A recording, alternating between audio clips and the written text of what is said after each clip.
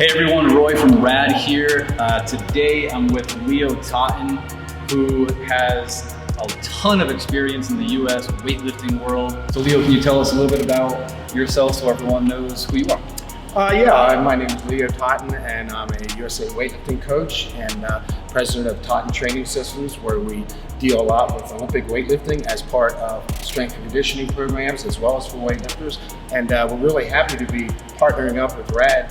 This is an awesome group here that we like to do things that are going to help our athletes. And sometimes the recovery things and the warm-up and mobility things, athletes are a little bit slacking on.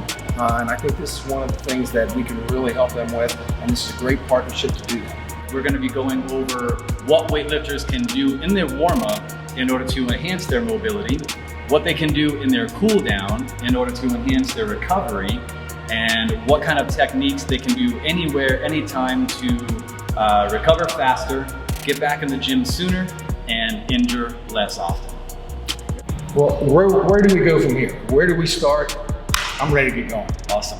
Yeah, so we're gonna head into our clinical setting right now, where we're gonna show everyone a lot of self-myofascial release techniques and follow-up mobility techniques to have a lasting impression on the nervous system so that mobility sticks around. And we'll see you in the clinical setting.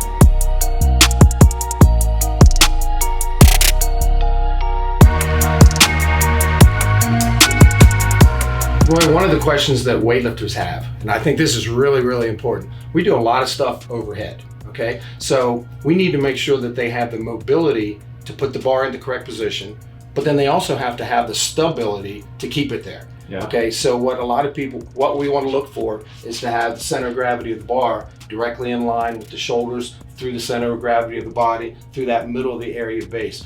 Well, if they have lack of flexibility and they're holding the bar here, then the center of gravity of the bar is forward, and that puts more stress on the whole body. We want them to be here, not here. Now you're throwing extra stress on that thoracic area and the low back. So what can we do to help that shoulder stability as well as mobility? Yeah, great question. So we're gonna remember that this is the most mobile joint in the human body. So, and as a result, we really need to kind of go back and forth with stability as well as mobility, right? So this is basically the humeral head right here is like a golf ball on a tee. It can fall off at any time, right, if it's not stable enough. So we got to make sure that we're, one, instituting on a regular basis. We want those shoulder stabilization exercises. For lifts and even activities of daily living, I like the example of reaching up for the bowl or the cup, in the cupboard, and not going into that, compensation movement pattern of using your spine, like you were saying, and putting more stress here. A lot of tissues above, below, and beside the shoulder complex have a great deal to do with how the shoulder functions. Commonly, we recommend that athletes basically test their range of motion, do a pre-assessment, do a post-assessment. So you can go in different directions. The shoulder is very mobile.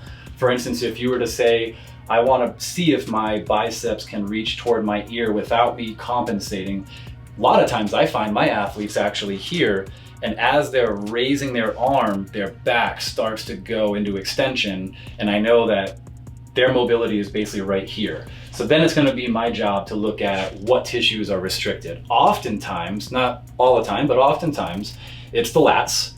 They have a great deal to do with being able to go up into shoulder flexion. And also we look at the traps over here, like you were saying about people not being able to lift as much or constantly being in this position here. So we're gonna look at different self-myofascial release techniques and different mobility techniques that not only take place over here in between the scapula and the spine, but we're also gonna go down below the shoulder complex and look at the huge latissimus dorsi and how that can have a great effect on the amount of power you can produce, as well as having that center of gravity right above your head to prevent injury. For the shoulder, we mentioned before that the latissimus dorsi and structures above and below the shoulder complex can have a huge impact on shoulder mobility and recovery. We already took care above it with the suboccipital region leading into the upper traps. So now we're gonna go below the shoulder complex and start looking at the latissimus dorsi. So Leo, can you palpate the latissimus dorsi? And that's gonna be a big bulky mass right underneath your armpit.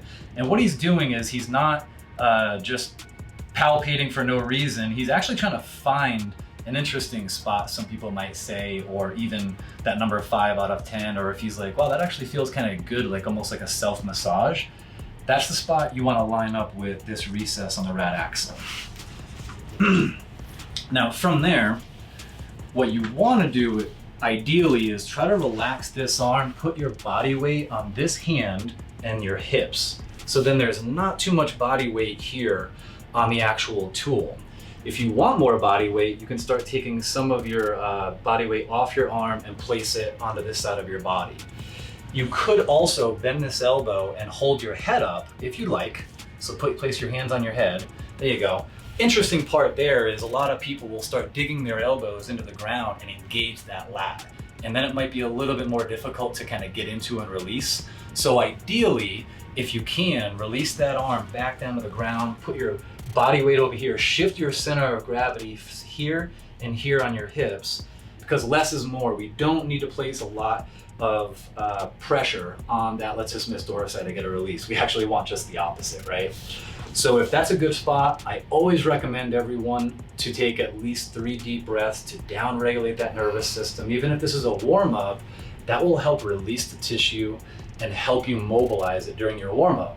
If this is recovery, just doing this right here, called a pin and hold, it can actually really help squeeze out those inflammatory molecules that you just generated during your workout, thereby enhancing the recovery time. So that's first. If Leo wanted to, let's say this is the warm-up, and he really wants to focus on more mobility here, maybe get more shoulder flexion for that lift, I'm gonna recommend that he shears across to get those tissues sliding and gliding. So yeah, exactly. So you're gonna lift your chest toward the ceiling and then toward the floor. And he's only rotating just a little bit because he just needs a little bit of that tissue, or I should say the tissues, to go a little bit side to side, okay? Now, as long as you feel that shift of the tissue, you're doing it right. Last but not least, he could also go into miniature flushing. So maybe 4 to 8 inches long. And again, less is more. He does not need to place a lot of weight on that area. If 10 is pain, he wants to be roughly around that number 5. And notice how slow he's going. That looks awesome. And as long as you're breathing and that's not feeling painful, this is what it could look like for you guys. So how is that feeling right now as far as intensity and relaxation versus pain? I'd say we're at about a 5 or 6. Perfect. Exactly where I want to be. It does feel really good. Awesome. Feels loose already. As I sit up, I can feel the difference. And from a weightlifting perspective, I want to be able to have those lats loose to be able to receive the bar in the correct position, whether it's a clean or the front squat or anything overhead. If those lats are loosened up, it allows me to put the bar in the right position. So I can feel the difference. Can I do the other side now, please? You can. All right, Leo, what do we got to follow up with after every self-myofascial release technique? Got to do some mobility stuff. Mobility, man. Educate the nervous system. So really, really simple. What I want you to do is just relax your arm and your hands by your hips. And all Leo's going to do is, let's just take one side at a time. So you're going to go your left side since you just hit your left lat. And all I want you to do is glide your arms slowly across the floor as you take a deep belly breath in. And you're gonna reach as far as you can, like there's something behind you. Reach, really elongate right here. And then on your breath out, nice and relaxed, start bringing that hand down toward your hip. And I would recommend doing that a minimum of 5, if not 10 times. So one more time, do that. And what's happening here, folks, is as he's going up, it's educating the nervous system on how much more mobility he actually has in these tissues now in the frontal plane of motion.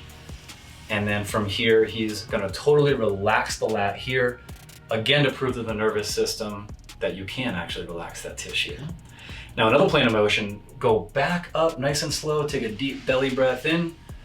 And now instead of going down the way down you did before, you're gonna bring your elbow to shoulder level and then stop and then internally rotate, bring your palm toward the floor and then continue on that path. Nice.